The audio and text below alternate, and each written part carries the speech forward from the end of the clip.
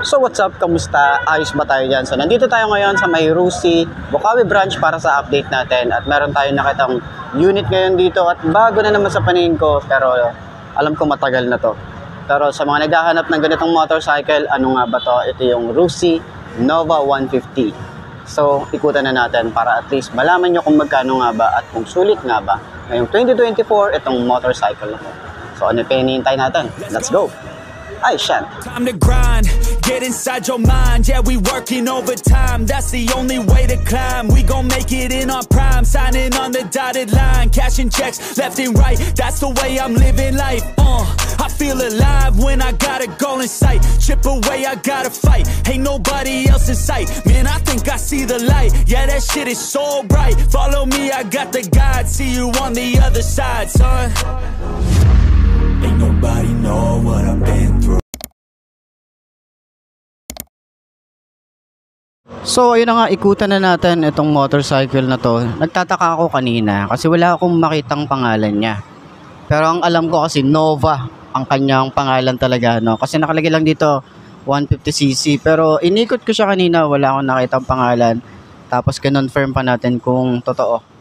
Kasi last time nakita ko to sa isang vlogger na nag-my day siya or nag-shorts. Nakita ko yung kulay white na to. Itong side lang na to. So parang sabi ko sana makita ko. At least ngayon nakita na natin. No? Ikutan na natin itong Rusi Nova 150. Ngayong 2024. Sulit nga ba? So ayun na nga, para sa kanyang headlight. Tingnan nyo naman, napaka-brusko ng kanyang headlight. Para siyang may pagka-NK yung datingan, 'di ba? Oh, 'di ba? So, yung signal light niya nandito sa side na 'to. LED naman 'yan. Ayan din, tapos yung part dito, yung design niya, meron tayong matte finish. Ang ganda rin ng itsura eh, no? And then, dito meron tayong park light. Yung headlight niya is bulb type pa rin. Ito naman meron tayong park light din dito. Paikot yata 'to eh, or ito lang side na 'to.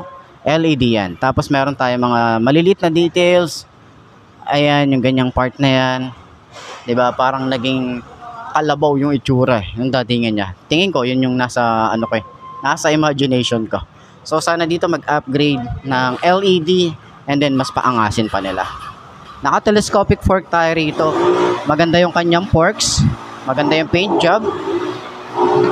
Glossy gray na mayroon siyang mga glitter effects. And then, meron tayong reflector. Side by side naman yan. And then, fender. Maganda yung style. Meron siyang parang ano rito, pa-sharp na design. Ayan o. Kita nyo yung design na yan. Maganda eh. May mga pa-curve na design eh. Tapos, bulky siya. And then, meron siya mga glitter effect.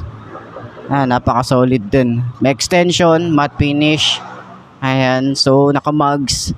And then, tube type pa rin naman ang isang to. Pero ang size nito ay 80 by 90 by 17. Pwede nyo naman to ipa-tubeless kasi nga naka-mugs naman tayo rito. Okay? So, maganda rin yung tires niya. Mabalahibo din. And then, naka-single disc brake tayo rito. Naka-dual pot caliper. Medyo kakaiba lang yung caliper niya rito. 'Di ba? Ito ay naka-naked talaga. Tingnan nyo naman.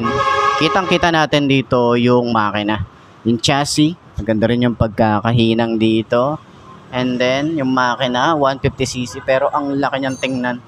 Parang pang 200cc yung kanyang design or 250cc. Mga ganon. Meron tayong Rusi na naka-emboss. Kickstart, maganda rin yung design. Kulay gray or green. Ayan. Footpegs nga pala ito. Nakatago pala. So, napiflip siya. Tapos, combination ng rubber and metal. Ayan siya. Tapos, yung rear brake pedal niya, smooth lang din, and then hindi siya matunog or maingay kasi meron siyang rubber dito. Kaya kapag tumatama sa bakal, hindi maingay. Yan, yung kagandahan niyan. Tapos kapag tumatakbo siya, hindi siya yung meron tayong naririnig na kalansing, 'di ba? Ganon. So, dito naman ito plastic, pero sa ilalim niyan or sa likod niyan, meron siyang metal na bracket para dito sa ating foot pegs. Kaya akala mo, ano lang to, design lang to, itong plastic na to. So, pwede nyo tanggalin din yan. Foot pegs, ayan yung design, medyo maliit lang. Combination din ng rubber and metal. Ayan yung itsura. Ayan. So, naka-mono shock, adjustable naman to. Ang laki din ng shock na ito. Meron tayong tire hugger, And then meron din tayong mudguard. Yun oh, 'di ba? So maganda rin yung design. Check nyo to. Ganda oh. So hindi rin siya aalog-alog. Naka-fix talaga siya. So maganda rin yung ating tambucho. Ganda ng kanyang cover. Cover lang po ito. Okay. Tapos yung pinaka-pipe niya nasa ilalim. Ayan. Ito plastic lang to. Tapos matte finish. And then matte gray. And then yung ating decals nga pala. Ito yung decals nga pala dito. Rusi. And then meron tayong design dito na ma-appreciate mo to. Para sa dinugtong lang. Diba? Ang ganda eh. Tapos may decals din dito na red and black. Red and black din dito sa Rusi. So, sa likod, yung ating grab bar, matte finish. Solid din. Ganda rin. Tapos nagandahan ako rito, yung kanyang taillight kakaiba oh. LED na yan. Tapos hanggang dito yan oh. Diba kakaiba? So, meron din siyang unique style eh. Signal light, flexible, LED rin. Maganda yung kanyang fender dito, metal. Ganda oh, kulay gray. Tapos meron siyang mga glitter effect. Meron tayong plate light dito, reflector, lagayan ng plate. Ayan yung itsura natin. So, yung ating upuan, kahit sabihin natin na dito sa OBR, makapal din yung foam eh. O ayan oh. So, masarap din siyang upuan. Kasi malapad, medyo bukaka lang tayo rito. And then yung style niya, may stopper para sa rider. Ayan o, may design siyang ganyan. Tapos parang sasandalan nyo. Okay? So, dito sa side, meron din tayong chain cover. At yung size nga pala dito sa likod ay 110 by 80 by 17. So, tube type pa rin naman to. And then, naka-drum brake tayo dito sa likod. Ayan. Ganda rin ng swing arm mo. Ang laki din, ang lapad din eh. So, side stand, meron tayo rito. Ayan. So, yung iba kasi wala eh. Pero sana dito maglagay din sila rito ng mga side stand. Kill switch. Diba? Mga features lang na safety features. Naka-single head shifter.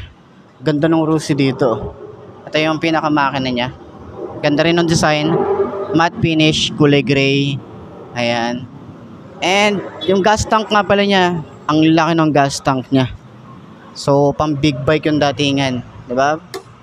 Dito lang sa cup, ang ano na eh, pang big bike na eh. Tapos meron din tayo ritong tank pad. Ayan. So, naka-upright position yung ating handlebar dito. Ayan. Ganda rin ang design. Ayos din ano. And sa mga switches, ordinary plastic na ginagamit ni Rusi. Wala naman masyadong special dito. Pero yung lever, malapad, smooth. Yung grip niya, makapit. Medyo malalim yung kanyang throttle. Meron tayong bar end dito. So, pwede kayo maglagay ng mga accessories. Side mirror, yan, pwede dyan. Kill switch, park light, headlight, and off. Electric starter. Yung susi nga pala niya, ito. Apat eh, no? Apat yung susi. And then, sa kanyang clutch, smooth lang din. Meron tayong rubber dito para sa protector ng ating cable. And then, choke. Meron din tayo rito. Flasher. Ito, sa side na to. And then, ito naman, high and low. Signal light, busina, and then hazard switch. Panel gauge niya, yan, analog type pa rin naman. Pero, ang ganda rin ng itsura. Ang ganda ng kulay. Napaka-colorful niya. So, ignition, simple lang. Ayan. So, sa kanyang panel, meron siyang speedometer, odometer. Dito naman yung fuel gauge. RPM, neutral pag naka-high beam, and then signal light. So, isang blink lang yung signal light niya. So, ayan. Try nating sakyan kung abot ba ng 5.2 na kagaya ko ang ganitong motorcycle. Itong Rusi Nova 150. Sakyan natin para at least malaman nyo kung 5.2 na kagaya ko, abot ba. Okay, let's go. Let's go. Time to grind, get inside your mind. Yeah, we working overtime. That's the only way to climb. We gon' make it in our prime. Signing on the dotted line, cashing checks left and right. That's the way I'm living life. I feel alive when I got a goal in sight. Chip away, I gotta fight. Ain't nobody else in sight. Man, I think I see the light. Yeah, that shit is so bright. Follow me, I got the guide. See you on the other side, son. Ain't nobody know what I've been through. Start. Okay. So ayan, unang upo para sa Rusi Nova 150. Ganito ang itsura niya, napaka-bulky niyang tingnan. Grabe din yung itsura na ito. Para akong naka 250cc sa datingan niya. So try natin. Ganyan, napakataas nung side stand tuloy. Yung kanyang center stand ang taas no. Tapos ayan, yung kanyang itsura kapag naka side stand. So 5 to ang aking height. Try nating sakyan kung abot ba ng 5 to na kagaya ko. Ganitong motorcycle. So abot naman. Kita nyo yan. Medyo tingkayad lang ako. Medyo no, medyo pa yan ano. Sobrang tingkayad, pero napansin ko magaan siya kapag naitayo na. Ayun no, diba? Tapos ganyan tsura natin. Lalagyan natin isang paa dito sa rear brake pedal. Tapos yung bigat punta natin dito sa side para kapag nasa traffic tayo, katulad yan, sobrang traffic, at least yung bigat nandito sa side na to. So diskarte lang kung paano natin maibabalance yung motor. Pero yun na nga, yung kanyang turning radius hindi siya ganun kalawak kasi nga parang nasa category to ng big bike na eh. So ganyan, medyo kailangan natin ng space para lumiko or mag U-turn. Shock sa harap, malambot naman. Okay. So sa likod, dahil nga naka monoshock to, medyo natitigasan ako, pero adjustable naman siya. Adjust nyo na lang. So ayun na nga, para dun sa lahat ng mga ganito. Ayun yung space nga pala natin dito no. Biglang hirit no. Sa space natin dito sa tuhod, meron pa tayong design para dito. Pwede natin i-kipot yan, nakaganyan no. Tapos medyo lumuko tayo kapag nasa high speed. Ayan. So bagay ba sa akin? Sa tingin nyo, bagay yung ganitong motorcycle? So abot naman natin siya, magaan din. Oh, medyo bukaka lang talaga kasi nga ang lapad ng upuan na ito. Pero yun nga, para doon sa lahat ng mga gustong kumuha ng ganitong motorcycle, puntahan nyo na lang sa pinakamalapit na Rusi branch dyan sa lugar nyo, or puntahan nyo yung Rusi Bukawi branch kung gusto nyo nang iuwi ang ganitong motorcycle. So ayos yan, diba? Center stand natin, kung magaan ba siya, kung madali lang ba. Medyo nahirapan ako, pero kailangan nyo lang ng bigat. Yan, ayos. So yun nga, para sa mga nagtatanong kung magkano nga ba ang ganitong motorcycle, nagkakahalaga lang naman to sa kanyang cash na 53,500 at 3,000 yung kanyang down payment. Kung kukuha kayo ng months or kung kukuha kayo ng installment, itong motorcycle na to, ilalagay ko na lang din dyan sa screen nyo kung magkano nga ba ang hulugan at ano yung terms niya at kung ilang taon. Okay, so sa tingin nyo, sulit nga ba itong motorcycle na to sa presyo niya na 150cc? Sa tingin nyo, comment naman yan dyan sa baba para at least mapag-usapan natin kung sulit nga ba ang ganitong motorcycle. Ayos, di ba? So ayun nga mga best, no, ito na ba ang motor na babagi sa'yo? Kung ito na nga ay markahan mo na at mag-subscribe ka na sa aking YouTube channel, i-click mo na rin yung notification bell para updated ka sa lahat ng videos na upload natin dito araw-araw. So laging tatandaan, wala sa brand ng motor ang itatagal niyan. Kung di na sa pag-aalaga mo yan, tatagal yan. Ayos na ayos yan. So kita-kita na lang ulit tayo bukas. I'm Mark D. Ciao. Maraming salamat sa inyo. Babush. Haha. Gonna stop till I'm chilling at the top, yeah. Never gonna stop till I'm chilling at the top, yeah. Gonna stop till I'm chilling at the top, yeah.